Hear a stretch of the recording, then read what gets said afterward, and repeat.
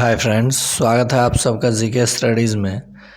आइए आज के हिंदी के फर्स्ट क्लास में हम लोग व्याकरण के 30 प्रश्नों को देखेंगे, जो कि बिहार सक्षमता, प्रधान शिक्षक, सीटेट, बिहार एसएससी के लिए काफ़ी महत्वपूर्ण होगा और आपको पसंद आएगा, एग्ज़ाम में पूछा भी जाएगा। तो अगर आप चैनल पर नए हैं तो चैनल को सब्सक्राइब कर लीजिए, बेल आइकन दबा लीजिए। पहला प्रश्न है, तवर्ग का उच्चारण स्थान क्या है? देखिए, त वर्ग के में त थ द ध ये सब आते हैं, तो तवर्ग का उच्चारण स्थान जो होता है वो होता है दंत। देखिए त त बोल के देखिए, त दांत का प्रयोग हो रहा है, दंत मतलब दांत, तो त वर्ग का उच्चारण स्थान क्या है? तो ये दंत है आपका। ठीक है, अंत तक बने रहिएगा, एक से बढ़कर एक प्रश्न आपको मिलेगा। बिना स्किप किए वीडियो देखिए, पसंद आए तो लाइक कीजिए। आइए अगले प्रश्न को देखते हैं। प वर्ग का उच्चारण स्थान क्या है? प, देखिए प बोल के देखिए, दोनों ओठ सट रहा है, प, तो ये ओष्ठ से होता है। प वर्ग का उच्चारण स्थान किससे होता है? ओष्ठ से होता है। नेक्स्ट, च वर्ग का उच्चारण स्थान क्या है? देखिए च, तो ये किसका प्रयोग हो रहा है? तालु का, च बोल के देखिए, तो च वर्ग का उच्चारण स्थान क्या हो जाएगा? तालु। अब यहीं पे जान लीजिए, क वर्ग का उच्चारण स्थान, क वर्ग, तो ये हो जाएगा कंठ। क्या हो जाएगा? कंठ। क वर्ग का उच्चारण स्थान, तो आप कहिएगा कंठ। नेक्स्ट, वर्णों के समूह को क्या कहते हैं? तो वर्णों के समूह को समूह शब्द कहते हैं, या संयुक्त शब्द कहते हैं, वर्णमाला कहते हैं, या इनमें से कोई नहीं। तो वर्णों के समूह को वर्णमाला कहते हैं। देखिए, और वर्णमाला में स्वर वर्ण होते हैं 11, और व्यंजन वर्ण होते हैं, व्यंजन वर्ण 33। कितने? 33। ये भी इम्पोर्टेंट है, दोनों याद रखिएगा। देखिए, वर्णों के समूह को वर्णमाला कहते हैं, याद रहेगा ये भी। आगे देखते हैं, अक्ष, त्र और ज्ञ, ये तीनों कौन सा व्यंजन है? संयुक्त व्यंजन है, ऊष्म व्यंजन है, तवर्गीय व्यंजन है, या इनमें से कोई नहीं? तो आप सबको पता है कि ये दो व्यंजनों से मिलकर बनने वाला शब्द है, इसलिए ये संयुक्त व्यंजन है। देखिए, उष्ण व्यंजन योग, आपको यौगिक, यौगरूढ़, तत्सम, तद्भव, देशज, विदेशज, कारक, ये सब बताया जाएगा। लेकिन आप पेशेंस रखिए, हिंदी का मात्र 4 से 5 सेट होगा आपका, उसमें आपका काम बन जाएगा। इंग्लिश का 3 से 4 सेट होगा, आपका काम बन जाएगा। और गणित साइंस का सेट चलते रहेगा, क्योंकि टाइप वाइज आपको कराया जा रहा है। कम से कम 200 से 300 प्रश्न होगा, जिसमें आपका काम पूरा फिनिश हो जाएगा, ना कि 5000 प्रश्न होगा। चलिए, ये आप देख लिए। अगले प्रश्न को देखिए, पुस्तक कौन सा शब्द है? तो देखिए, संस्कृत के शब्द हिंदी में भी ज्यों के त्यों अगर बोले जाने लगे तो उसे तत्सम शब्द कहते हैं। जैसे अग्नि, तत्सम हो जाएगा, पुस्तक, तो क्या हो जाएगा? तत्सम हो जाएगा। संस्कृत के वे शब्द जो हिंदी में ज्यों के त्यों प्रयोग होने लगते हैं तो वे तत्सम कहलाते हैं, और बदल के प्रयोग होते हैं, आसान हो जाते हैं उसका प्रयोग या उच्चारण, तो उसे हम लोग तद्भव कहते हैं। और खाली देशों में बोले जाने वाले देशज, और विदेशों से आया शब्द विदेशज। तो आइए आगे चलते हैं। आग कौन सा शब्द है? बताइए, आग कौन सा शब्द है? अग्नि तत्सम है, आग क्या हो जाएगा? तद्भव हो जाएगा। आग क्या हो जाएगा? तद्भव। पृथ्वी कौन सा शब्द है? तो पृथ्वी तत्सम शब्द है। कैसा शब्द है? तत्सम शब्द है। नेक्स्ट, टेबल कौन सा शब्द है? तो टेबल इंग्लिश वर्ड है, और ये विदेशज शब्द है। टेबल कैसा शब्द है? विदेशज है। नेक्स्ट, नाक कौन सा शब्द है? तो देखिए, नाक को आप तोड़िएगा तो कोई अर्थ नहीं निकलेगा। ऑप्शन है यौगिक, रूढ़, यौगरूढ़, या इनमें से कोई नहीं। तो नाक कौन सा शब्द है? तो ये रूढ़ शब्द है। कैसा शब्द है? तो रूढ़ शब्द है। नेक्स्ट, फूल कौन सा संज्ञा है?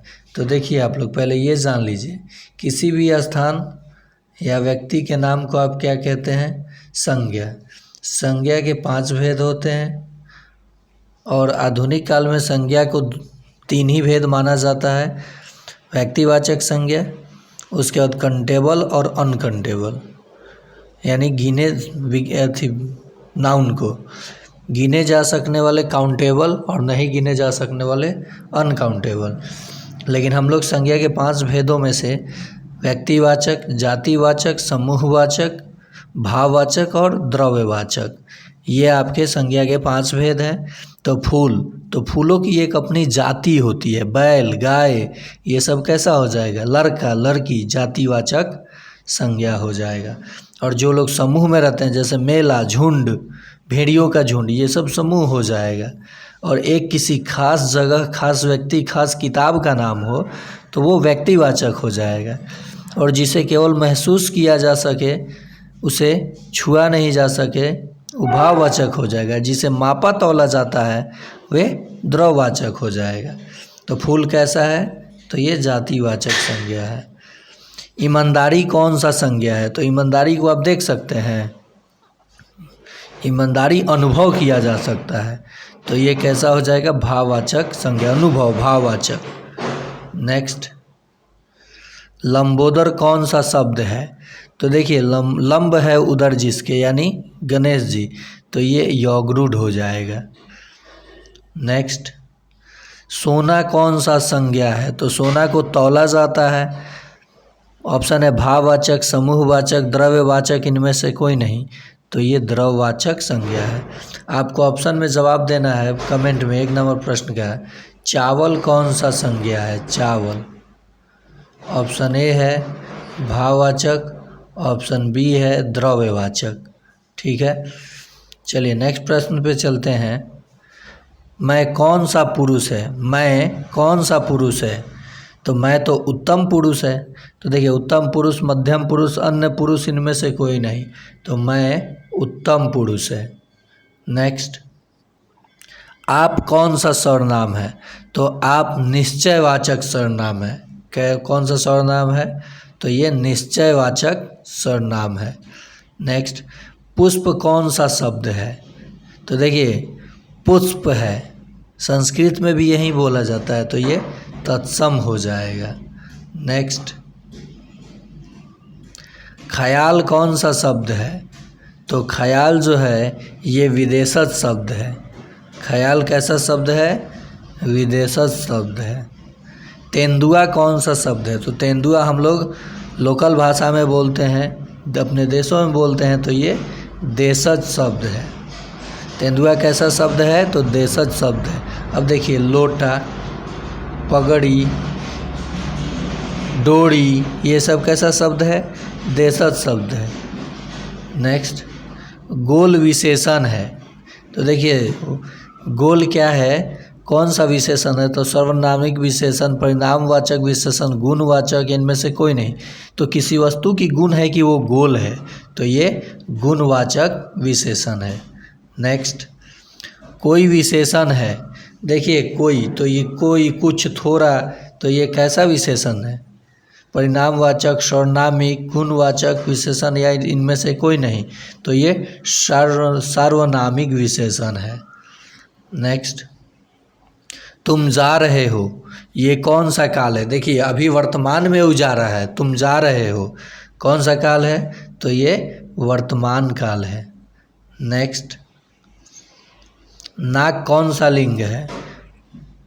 तो नाक पुल्लिंग है कि स्त्रीलिंग है कि दोनों है, इनमें से कोई नहीं, तो नाक जो है स्त्रीलिंग है। नाक लंबी है, नाक लंबी है। समास के कितने प्रकार होते हैं? तो देखिए समास के 6 प्रकार होते हैं। नेक्स्ट, नवयुवक कौन सा समास है? तो देखिए ये नवयुवक कौन सा समास हो जाएगा? ऑप्शन है कर्मधारय, बहुब्रीहि, द्वंद्व, द्विगु, तो द्वंद्व में और छिपे द्विगु में गणना पद आवत है, बीच में कारक चिन्ह छुपे तत्पुरुष समास कहावत है, अव्ययी भाव अवयव से। ठीक है, तो यहाँ देखिए नवयुवक, तो जो नवयुवक समास होगा ये कर्मधारय समास हो जाएगा। प्रतिदिन कौन सा समास है?